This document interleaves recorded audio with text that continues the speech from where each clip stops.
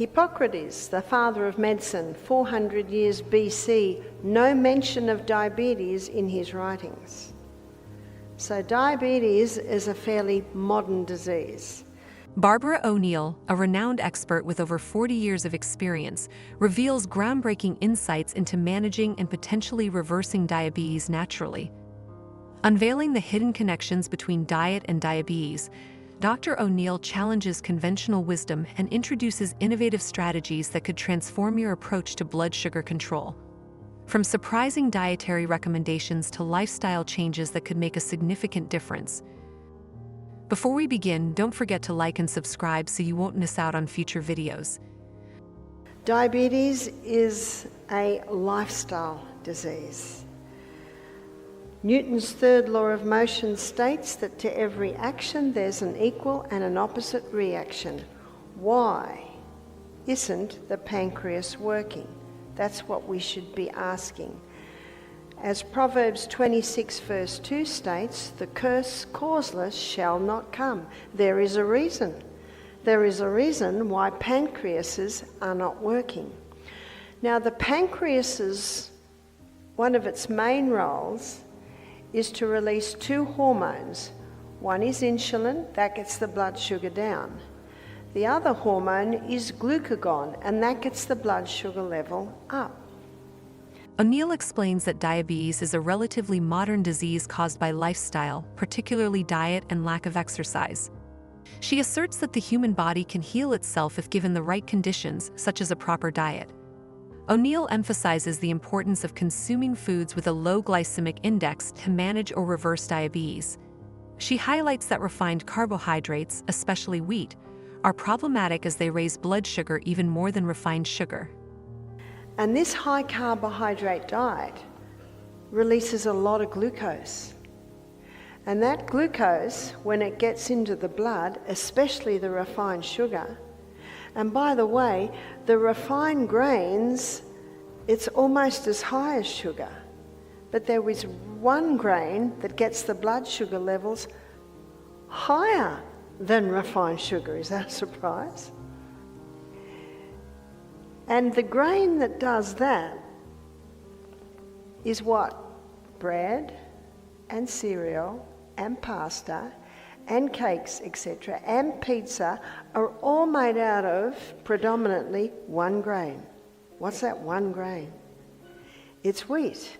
Now in the 1950s, wheat went through intensive crossbreeding.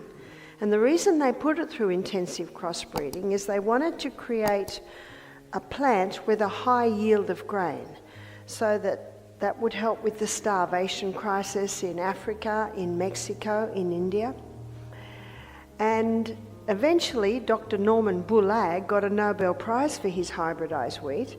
At first, the stalk broke before the grain was fully ripe because wheat used to grow that high. Do you remember that? We had a 25-year-old wheat farmer come to our retreat. He'd never heard of such a thing. He didn't know that wheat used to grow that high. And so they went back to the drawing board and they came up with a wheat that only grows this high. I was in Holland, probably a month ago now, and we're driving along, it's very, very flat, and I saw big fields of sandy-coloured grass. I said, what is it? It's everywhere. They said it's wheat. It was only that high. So it had only to be that high with a thick stem because some wheats are producing 8 to 10 times the grain that they originally produced. So in the 1970s, the wheat started to go worldwide. So by the 1990s, every bread, cereal, pasta, cake, etc., pizza, all made out of this hybridized wheat. It was rushed through with no safety studies. They didn't think they had to do safety studies on wheat. It was rushed through with no safety studies. It sounds like the COVID vaccine, doesn't it? Rushed through with no safety studies. And who's it experimented on? I'm not interested in being experimented on. I'm interested in experimenting whether exercise works. I'm interested in experimenting whether drinking more water works or going to bed earlier works, because if it doesn't work, I've lost nothing. They're the only things I'm interested in experimenting on. But I've found that they work. She suggests that pharmaceutical companies hide natural ways to manage diabetes, including focusing on foods like legumes and ancient grains, which have a lower impact on blood sugar. I had one lady start to cry when she saw this. I said, "Why are you crying?" She said, "I'm a diabetic. I'm type 2 diabetic." She said, "I was diagnosed 2 years ago. I do everything they tell me. I eat wholemeal bread, wholemeal pasta, wholemeal cereal." And she said, "And every 6 months I go to the doctor and he puts me on more insulin." She said, "I'm not like the lady down the road. She just eats cakes and candies but I don't do that." She said, "I'm crying because I've been so frustrated, but I have not known what to do." So why aren't the nutritionists told this? How much wheat does America grow? Acres of it. How much wheat does Australia grow? A lot. So it's big industry.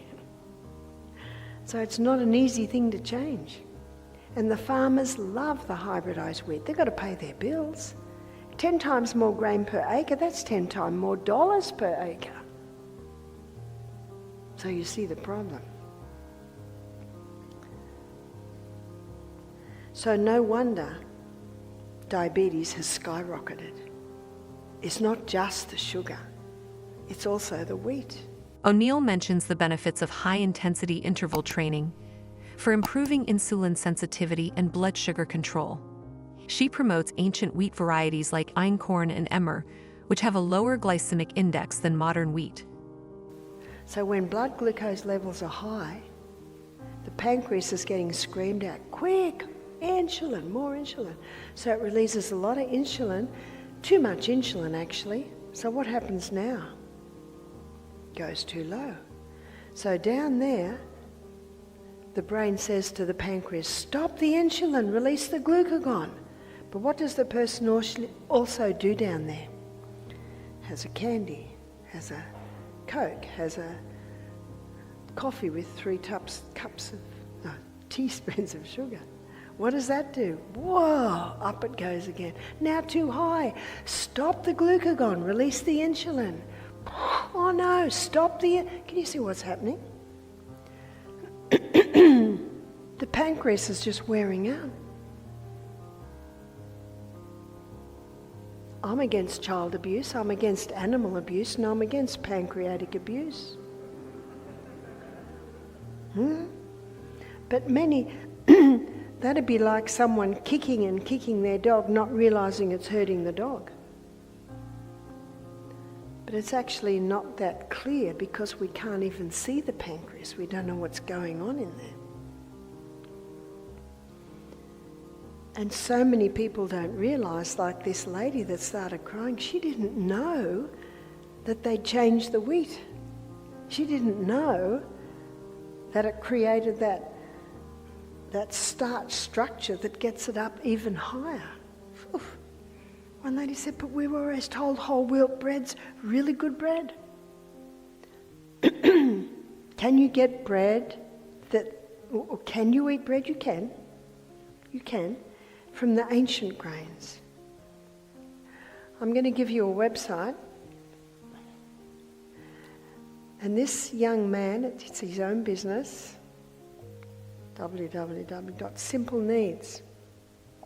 And he uses the ancient grains. He's in North Carolina.